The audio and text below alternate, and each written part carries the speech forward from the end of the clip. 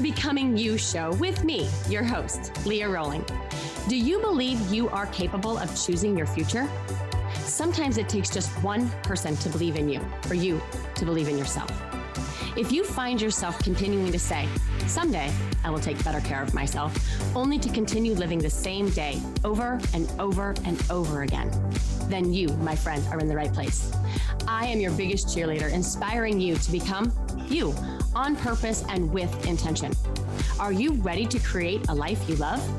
I'm excited to share with you some big ideas that you can use today to inspire, impact, and influence your life and everyone in it.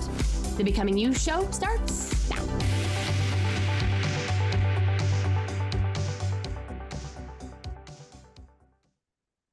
Hello, my friends. How are you? How are you today?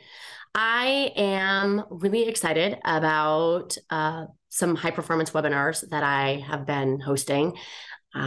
Super excited about that. And then I am also getting ready to go to LA here in the next couple of weeks to be on the Smiles at Sea cruise. And I'm looking forward to that. As you know, I am in the thick already of baseball season and will continue to be in baseball season until probably sometime in end of June, early July.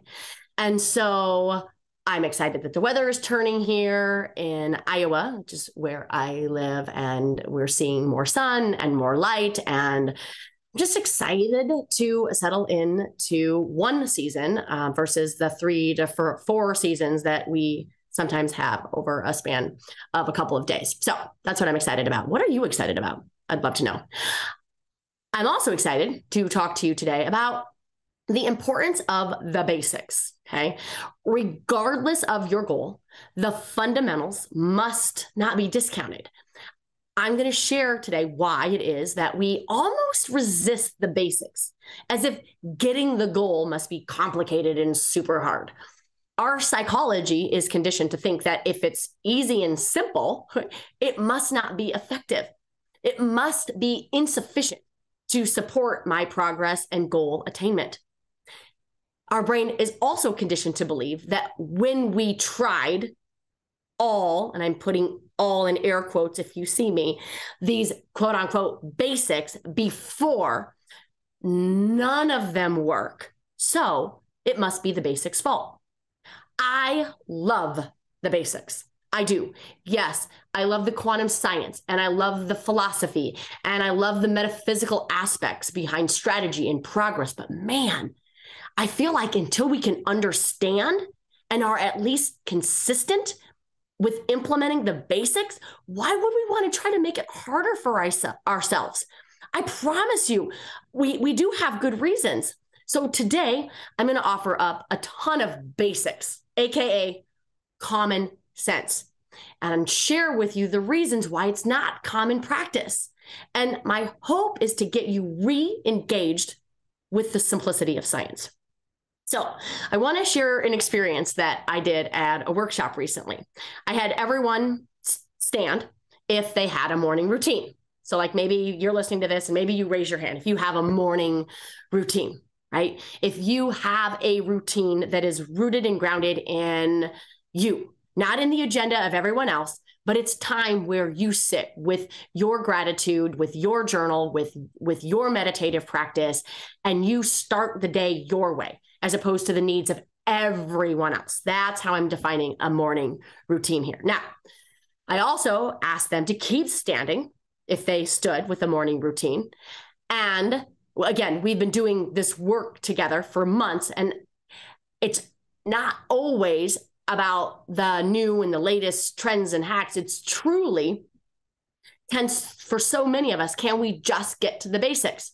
So I asked them to stand, and then I asked them to continue to stand if part of their morning routine was adjusting their mental well-being, their psychology. Meaning, did they ask themselves, did they summon what was required of them psychologically to get their head in the right space so they could do job one, which is to be the very best of themselves every single day, right? That is job one. And if we are not asking ourselves these questions in the morning, hey, who needs me on my A game? How do I need to show up to better serve, to better love today?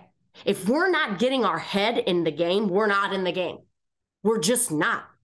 And these are basics, right? Basic morning routine. Can I start my day my way, right? So that I'm not so bitter and frustrated and resentful at the end of the day and then take it out on everyone. And can I start at getting my head in the game? This is basic stuff, but so many of the people at the workshop sat down.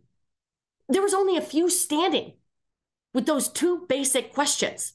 So if your hand is still raised, awesome, way to go. But if it isn't, no judgment, just be like, okay, there might be an opportunity in the basics that I've missed because I'm trying to make it harder for myself. So before we dig in and talk about the basics in several different aspects, I'll talk about the basics in as many aspects as I've got time for on the podcast. Money, health, relationships, leadership, profitability, marketing, it's all up for grabs. I wanted to give you a simple framework around the basics that you can use to deepen these conversations that I hope you'll have post this show. So let's get into it. So breaking down the basics, as you know, I like to create frameworks and acronyms for a lot of the things that I teach. So if we break down basics and we start with the B, I'm going to offer up that the B in getting back to basics is belief in what's possible. It starts and ends with the belief always. Your results in your life will never exceed it. So we must not only know logically, but feel emotionally that what we want is not only possible, but that we can create the reality in our mind before it is made manifest. Do you believe in the result that you want? That's basic. If you do not believe that the goal that you want, you can have, it doesn't matter what hack you do. It doesn't matter what new scientific strategy or research-based efficacy you implement. It won't make a difference. You must start with your belief. Second letter, A, awareness. Awareness of what we're choosing. We must know with crystal clear clarity what we are choosing and choosing it wisely. I was talking to a client last week, and we were tackling a few of her fears. And one was the fear of the unknown. And when we unpacked it and laid it all out, I asked her, is there more peace in the unknown, or is there more peace in the known? I get it. Our brains are going to fight to know, right? Like our need to be right and in control kind of handcuffs here. I get it. But I believe knowing all creates frenzy and frazzlement and no sense of peace. Think about it. Would you really want to know everything? That's why we have to really be aware of what it is that we are choosing. Okay? S in basics, self-reliance. Self-reliance, to become the person that shows up taking the action. Can you rely on yourself? Can you just have a little faith, a little trust in yourself to know that you can do it? You can do incredible things. Like, what more do you have to go through? I was talking to a client of mine who also coaches her teams and outside of her team. And she mentioned that she kind of felt like a fraud. Not having a quote unquote real certification in this coaching that she does. And perhaps maybe she shouldn't continue to coach, or at least, not do any more of it. Now, this woman is incredible. She has been through so much. She has endured so much. And I said this to her, what more? What more do you have to go through in this life to deem you worthy of coaching another human being? Because the only thing that we have true mastery at is our experiences. And I assured her that her life experiences was quote unquote real certification. You've got this, friends. I believe in you. Can you believe in yourself just a little bit to consider this? Your goal, your want can and will happen. The I to the basics is intentional execution. Let's plan it. Yes, plan. I wish I knew of a better way to hijack our brains' natural decision-making capabilities. I wish I do. I wish I did in the moment. That would be fabulous. But I don't want you to make decisions on what you should do in the moment. If left to decide in the moment, to work out, to go to bed, to watch that, to not watch that last episode of your favorite Netflix show, to make that sales call, to have that conversation, to run that errand, if left to the moment to decide, guess what? It is most likely not going to happen. Because as you know from last week's episode, we operate from internal constraints and seemingly useful excuses. Planning is so effective, my friends, because it takes the decision out of the moment. Planning is essentially deciding 24 to 48 hours ahead of time, ideally. That is why I stress the Sunday sets. To really set up whatever you want in your week, it needs to be decided on and in advance and mapped out in your week. I wish it was enough to say that I'm going to get more sleep, work out more, take my returns back, and make more connections, but it doesn't work. That is why so many of us have returns in our car or on our tables. Now, someone that can on a whim just do what is required in the moment, it is most likely because you have already created a habit. You do it unconsciously. It is just who you are. As an identity, you've integrated it into your persona. And because it's your personality, it becomes your personal reality. It's Joe Dispenza's work, right? Or you just have super special gifts. You're an amygdala magician. And I truly want to know what that's all about. So please DM me, find me. I want to connect with you. I want to know your secret. So it's either a habit, meaning you don't have to think about it consciously, or it needs to be planned. Or like I mentioned, you're an amygdala magician. And if so, I need to know who you are. Okay. So now that we have our belief, now we have the awareness of what it is that we actually want. We have the self-reliance and faith in our ability to execute a plan for that execution. All that is left is commitment and celebration. That's the seed. For me, if it is on my plan, I do it. That's the commitment part of this conversation. I know that my prefrontal cortex, right, and we sat down on Sunday and we mapped out my week for the betterment of my future self. I know that any deviation in that plan could potentially hijack the week and distract me from my focus and disregard the progress that I want to make. So if it gets written in my planner, I commit to it with every single fiber of my body and my mind. It is a no matter what type of commitment. The only violation I'll offer up of that commitment is addressed in my own breaking commitment rules, which are I can break my commitment if someone in my family is sick and or needs me in some way, myself included, or if my house is burning down. That's kind of it. And then there's that celebration piece. That's the piece that we miss. That's probably the biggest piece that keeps us from continuing committing to our goals. Because what's the point? If we're not celebrating along the way, it just becomes this arduous battle and an obligation that we have to do. And there's no fun in that. So that's the basics. That's the formula for implementing the basics, right? So let's talk about the basics that are to implement, right? So let's talk about working out, because I get this question a lot. What is better? Long, slow cardio, quick cardio, strength, balance, flexibility? How long should I work out? What type of workout should I do? How intense? And then there's a conversation about hormones and menopause and what might be the optimal sequence for metabolic disruption of the body. And I get it. Fitness is a field that I have done probably the most study and I've had the most experience in. And my answer is always the same. And there are programs that I've created on purpose that combine HIIT training with slow bursts, long bursts, aerobic, anaerobic. And do I focus on all the planes of motion, lateral, frontal? Do I optimize the idea of going to the floor to do some plank jacks, to standing up to doing some air jacks? Do I understand the metabolic caloric benefit of strength training versus cardio only? Yes. But it's because that was my field of study. But what I will offer to anyone that asks, what workout should I do? My answer is always the same, the one that you will do consistently. If it is walking every day, that is much better than doing a HIIT workout once a month.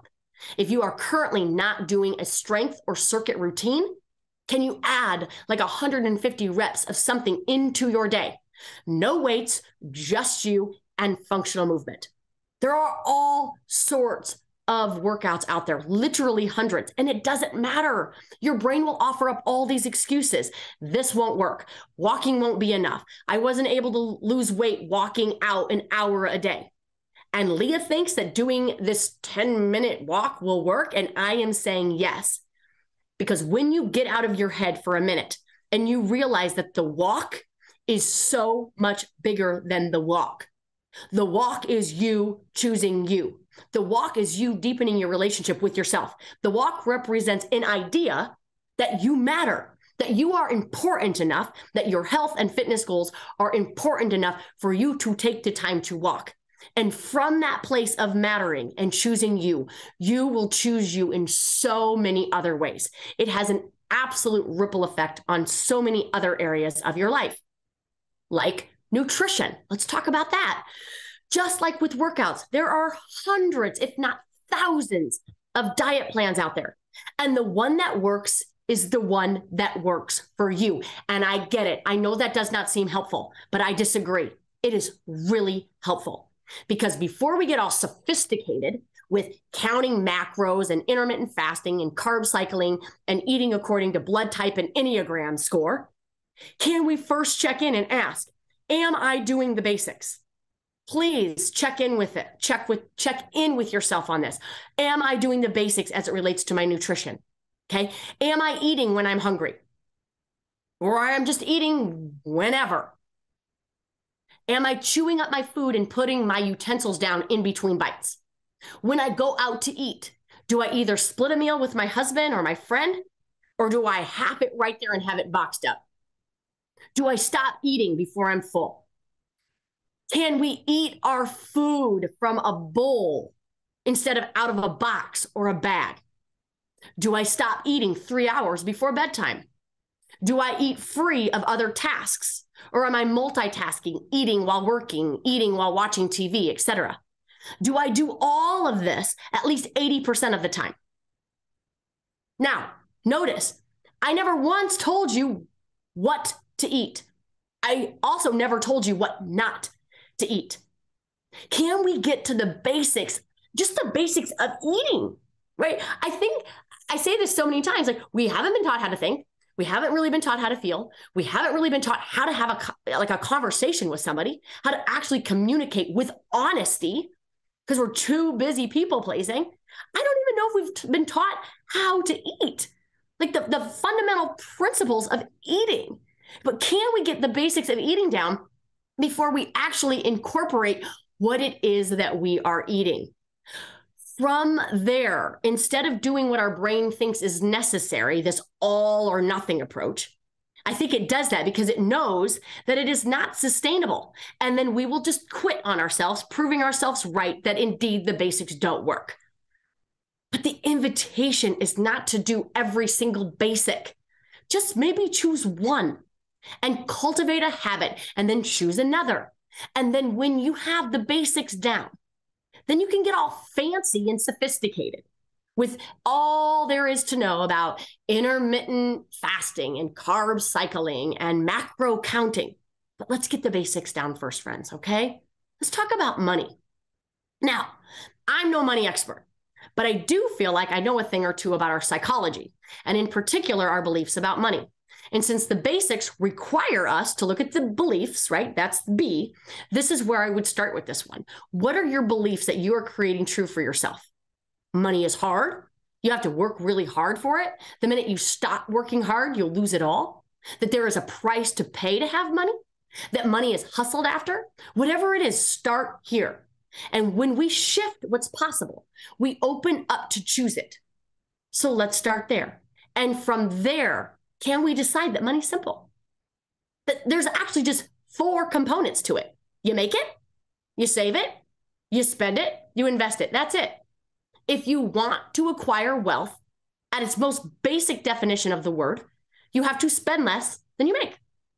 If you want your money to work for you when you are not working for it, right? You have to invest in money-making instruments. Now, again, I'm not a financial advisor, but there are lots of people with ideas on how to best invest your money. Real estate, stocks, bonds, crypto. And again, if you're already doing the basics, great.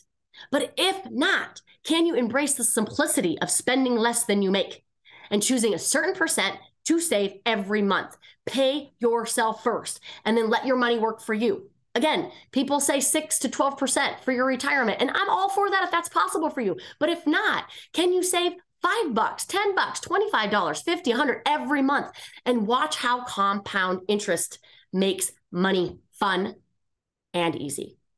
Okay, I don't have a lot of time left, but I do want to talk about relationships really quick. Now, if you've been with me for a while, you know that I teach there are 3 components to a relationship. First, what other people think about you. Second, what you think about them. And third, what you think about yourself in relationship to them. And what I know to be true is that most of us spend the majority of our time thinking about the first one, what other people think about us. And as you know, this is out of your control. They're going to think about you based on their own thoughts and their own preferences. So instead of allocating all sorts of resources and brain power thinking about what they're thinking about, the basics would just ask you to think about what you are thinking about them. And do you like how you are thinking about them? And do you think about them fondly? Or do you make false assumptions of ill will? Or do you assume the best in people? Do you think about how you want to show up for other people and who needs you to be on your A game? Do you think about how you can love just a little bit more? Where you can incorporate little surprises in their day? I love notes. My mom would always leave me notes when she would pack my lunches. She would write them on paper towels, so it doubled up as a napkin. And I loved getting them. So I love to leave notes for my boys and my hubby. I leave them in their sweatshirt sleeves. I leave them in their computers. I leave them in their coffee mugs. I just want people to know how much I love them and how much I'm thinking of them. And I also leave notes for myself, simple notes that remind me that I actually care about me as well. The basics in relationships are not hard. They are rather simple and easy. And this is what I often say. If it's easy to do, it's also easy not to do. That is why we have to plan. That intentional execution is key with the basics. I write down every day 3 people that I'm going to connect with and surprise. It's a very intentional practice for me, but it doesn't get any more basic than that. To be kind, to be curious, to be compassionate, to listen. And remember, no one needs fixing, just more love, and always more love. So I'm sure there are many other areas in our life where the basics just might help and better our lives in transformational ways. And I wish I had more time to talk about all of them. But before I go, can you commit to choosing something, one thing, and remind your brain that it will be enough? And it doesn't matter what it is, right? What it is irrelevant. The basics in doing the thing is where you are going to get the most momentum. Let me know. I want to be able to support you in getting back to the basics. And if you want some of the basic workouts that I've created, they're my top 5, and you can download them, get them in the show notes, or head over to my website, www.leahroling.com, to get some of my freebies there. Have an amazing one, my friends. Take care. Get back to the basics. Let's start there. Take care. Bye-bye. You have been listening to the Becoming You show with me, your host, Leah Roling, where I share big ideas to inspire, impact, and influence your life. Tune in every Friday at 11 Central on transformationtalkradio.com for your morning cup of coffee, the hug you never want to end, and that inspirational message that you felt was written just for you. Each show is inspiring you to become you with purpose and intention. For more information or to connect with me, visit www.leahroling.com.